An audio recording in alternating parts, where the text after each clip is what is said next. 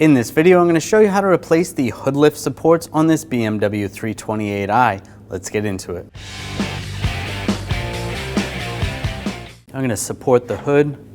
You can use a hood support, or if you have an assistant, just have the assistant hold the hood for you. Using a pick or a screwdriver, I'm just going to take the clip off. Just want to get behind it and just pry it out.